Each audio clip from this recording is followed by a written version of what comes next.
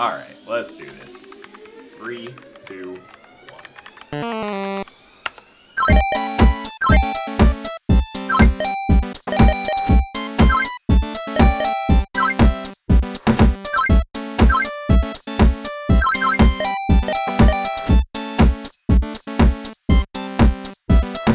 Hi, welcome to the first episode of Hidden Doors and High Scores, a show where four dudes talk about games. I am Austin. And I'm Garrett. And I'm John. And I'm Chris. And today we are talking about Deep Rock Galactic. It's a game that we've all been playing a lot of. I'm sure a lot of people have heard of it by now because it's been out for almost 2 years at this point. And it's a great 4-player co-op game. You are dwarves, space dwarves, mining resources on a planet. And there's a bunch of different classes that we're going to get into talking about. There's a little bit of a story element and some progression kind of things that we're going to talk about. Yeah, it's the mining thing is interesting because it's not really like Minecraft. It's not really like any crafting game. There's just mining. You're not like gathering resources in order to build stuff. Yeah, other than like the few, upgrades. It took me so long to realize that there was an upgrade system that I just had infinity of every resource at the time. And boy, was I really struggling enjoying the game until I figured that out. Yeah, you can't buy any of your upgrades because you've been just hoarding all your materials, not knowing that you could make your characters better. Did not know that I could do more damage or have more health or drill faster. Just no idea. I mean, that goes into the steep learning curve of starting the game because I feel like you want to try out every class. But for me, I just chose a class and stuck with it. And when you do that, yeah, you can consistently buy all your upgrades. If you're choosing every class and buying your upgrades for every class, you can't afford getting everything. I agree that I think this game has a pretty steep learning curve. I think it's kind of a rough start. Your characters feel really weak at the beginning, and you don't really, what the mission goal says. It says it up at the top of the screen.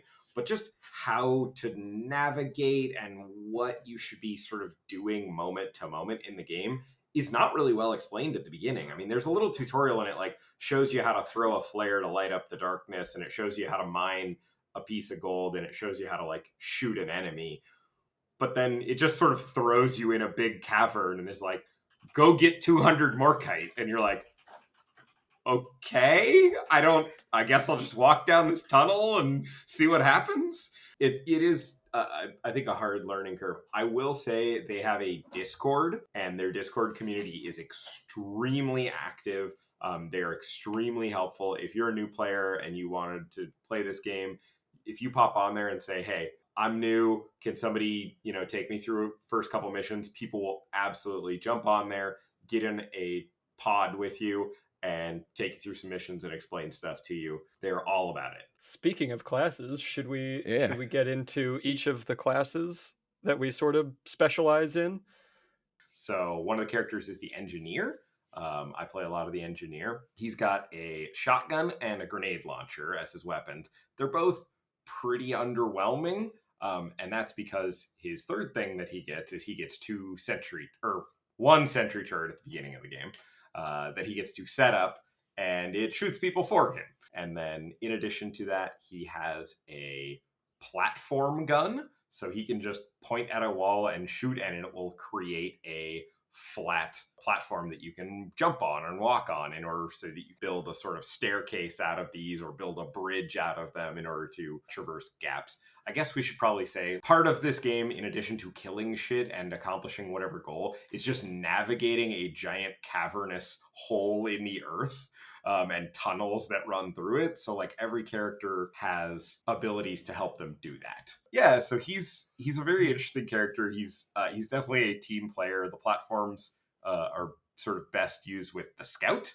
And I know Garrett actually wants to talk about the scout, so I'll turn it over there. So I mainly only played the scout in this game. I mean, I've played every class a little bit, but the scout I know most about. You get the grapple, and you can grapple to wherever you need, which in this game is the most amazing thing. Someone can say, mine that thing up there. You are the only person that can get up there. You can instantly get up there. Also, in the end of the game, you have to get back to the ship.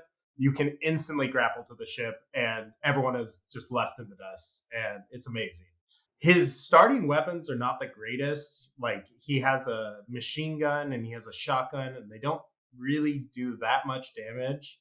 But on later levels, he gets like a sniper that does a one-shot hit, and it is probably my favorite gun in the game. Dude, like, that gun is so fucking good. It's amazing. It's insane. It's like the M1000 or something. It's so fun to use. I would argue there's essential characters to every map. Like, every map has different game modes, and they're kind of important. If you're starting out the game, I recommend the Scout. But I mean, you get the big lights too with the Scout. Yeah, and you're lighting up the whole area. You're just the most useful teammate.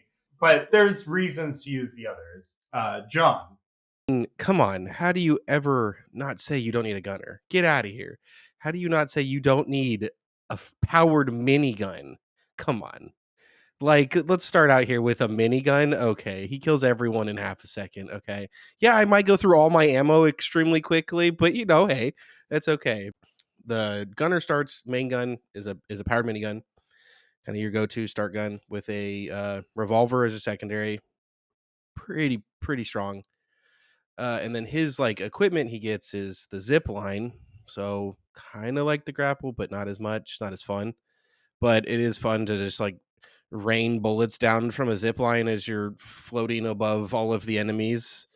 I will say sometimes having that gunner zip line like above an area where there's just thousands of enemies showing up, and all of us just jumping on the zip line and like firing down into a horde of enemies, it's very satisfying. And then he gets we all have every character has throwables. The gunner gets a sticky grenade, an incendiary, and a cluster. Is that why I'm always on fire when you're the gunner? I don't know what you're talking about. I can neither confirm nor deny those allegations. We should say there is friendly fire in this game, although it's like really muted, so it's like you could do damage to your allies, but it's like a tenth as much as you do to like the regular enemies. But obviously, there are guns like like the driller has a flamethrower that Chris is going to talk about in a second, and like there's a cryo gun and cryo grenades and incendiary grenades, and we often end up lighting each other on fire or freezing each other just for fun. I might have almost thrown the entire mission because I froze all of you guys. And speaking of lighting people on fire, oh boy, do I love flamethrowers. I mostly play the class that's called the driller.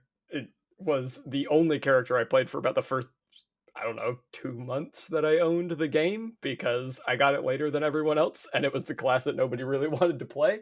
And now I honestly have the most fun playing him. Primary weapon is obviously a flamethrower, which again just lights all of your friends on fire. It's great. And you can upgrade it in various ways so that like that's not its intended purpose, Chris. You know that, right? It's supposed to light the enemies on fire. I just want to be clear. You can upgrade it so that the flames are sticky and last longer, so your friends stay on fire later. And what I found out is that the direct damage from the flamethrower fires is muted for friendly fire, but once you're on fire, you just take normal fire damage. It doesn't matter what the source is. So the driller does more friendly fire damage than any other class in the game. Driller's secondary weapon is just some kind of little BS pistol, whatever. But the driller's traversal tool is what makes him useful to the team. Obviously, he's called the driller. It is power drills. He is a 2-armed attachment power drill. So all of the other, we haven't really talked about this, but all of the other classes in the game get through rock, like break paths through rocks using a pickaxe, and it's pretty slow. It depends on the type of terrain you're going through, like how many hits it takes to break that polygon, but it's pretty slow, and it only makes like characters are like a 2x2 block. It does one of those blocks at a time. The driller's power drills do all 4 blocks at a time, a whole hell of a lot faster.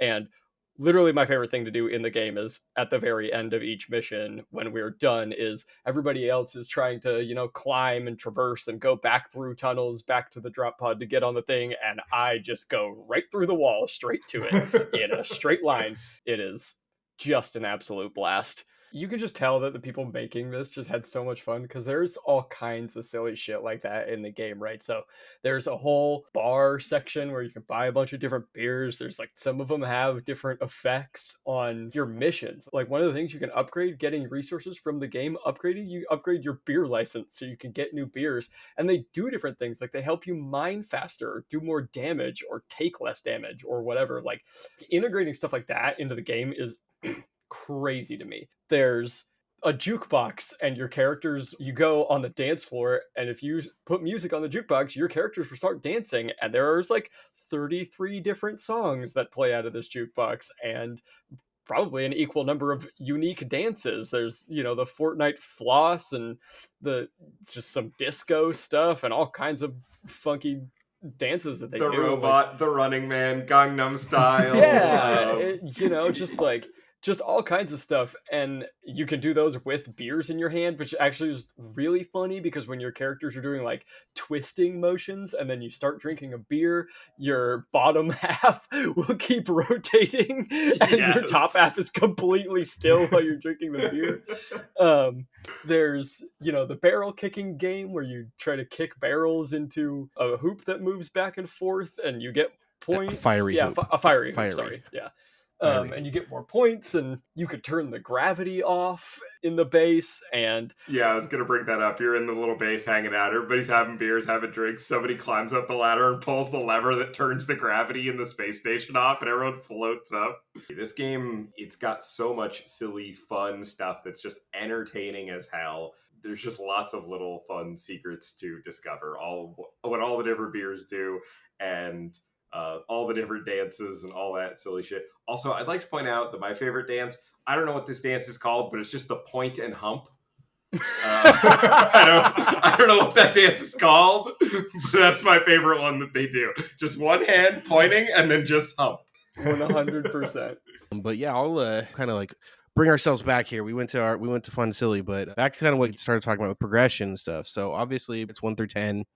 Kind of gets you into the game. So, but once you hit level 25, you get like a special assignment they give you. Then once you complete that, you're given backstory talks. They talk about your dwarf, and then when you turn around or when you re-back in the game and you go back up there, your dwarf's gold. So it's cool. Once you prestiging, now you have a thing called deep dives, where it's literally a combination of 2 different missions 3 times in a row. We just did one the other day, all 4 of us, and it's fun, it's difficult, but it's rewarding. Chris even said, like, holy shit, how many levels am I getting? Oh, dude, you get so much experience at the end of it. It's ridiculous.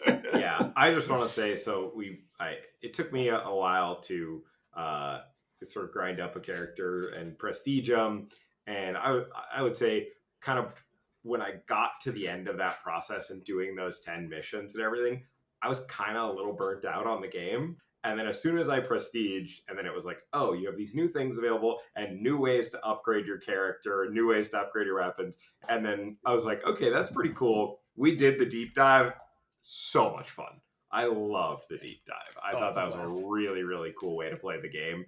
And I kind of don't want to play regular missions anymore. I like the long form structure of that kind of mission. And I love the idea of like combining 2 different missions together and playing them at once. I think that's a really neat idea. When the game is just starting to get a little stale, it felt like it refreshed itself for me. So fucking bravo, Ghost Ship Games. Yeah, for real. They keep putting out new content for this game. They keep adding new types of enemies, new biomes, new upgrades for your weapons, new weapons. They just added a seasonal reward system now where if you do missions, you unlock like new cosmetics and stuff. I feel like they're constantly adding new content to the game that keeps it fresh and interesting. Yeah, I think we've kind of hit all the major points.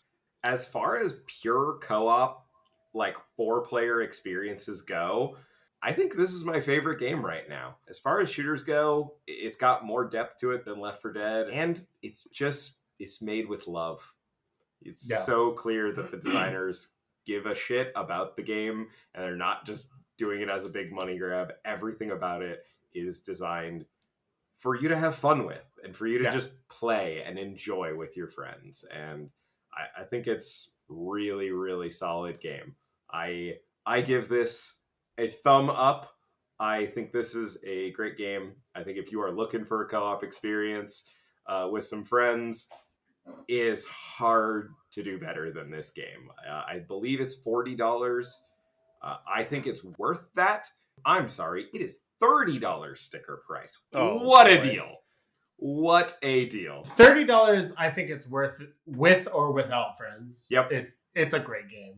It's just a blast. It's just with how much fun they have into it. Like you said, it's just made with love. They enjoyed making the game, and they enjoy supporting it and continuing to develop it and growing the game. I'm definitely a thumbs up on this one. I mean, honestly, just thinking about how much time we have fun not playing the actual game, just outside the game, drinking beers and like jumping around shooting barrels. Just that alone, I think it's one of the funnest co-op stupid games. Getting hammered and you end up in the recovery because you got too drunk and your guy passes out. Yeah, we were talking about recently trying to do a speed run of getting as drunk as you can possibly get and trying to complete a mission before you sober up. We are going to do that soon. Keep an eye on our Twitch channels. We are going to do a 4-player drunk speed run of one of the missions. It's going to be a good time. We might even drink ourselves. Who knows? I mean, I was just going to say that. Should we do the four of us? Should we do a beer for every beer they drink? Just the four of us just rip 5 shots and then just try to play DRG while our characters are also drunk and the screen's all washy. Yes. Try to speed run a mission before the characters sober up and before I throw up. That's Love it. That's going to be a great time. Yeah. Chris, you got final thoughts? It's the best 4-player game. It just is. As much as I love Overcooked doesn't have the individuality that this does for me. Yeah. It's a thumbs up from me. It's a buy it basically any price point. I mean, even if they price this at AAA, I mean, if you've got 4 people that you're going to play it with consistently, it's worth it. Agreed. Yeah. So basically, it's already a 50% discount. I mean, you'd be a fool not to buy it. Yep. Yeah. And if you have a PlayStation 5 or PlayStation Network, it's 100% discount. It's free. Download it. Get it now. Get it while it's free. All right, that's going to do it for us here at Hidden Doors and High Scores. That was our review of Deep Rock Galactic. Until next time, I'm Austin. I'm Garrett. I'm John. And I'm Chris. You can find us at HDHS Gaming on every social media platform. Make sure to follow us on Twitter to know when our new episodes are going to be dropping, and check us out on Twitch to see what we're going to be playing and talking about. All those links and a link to our Discord will be in the show notes for this episode. Come and find us on Discord. Hang out. We're cool people. Yeah, we play games on Discord almost every night, and we're happy to chat about games in the text channels, and happy to play games with anybody who wants to pop in and hang out with us. All right. Peace. Keep dibbling those babs. Bye. That's it. That's the copy.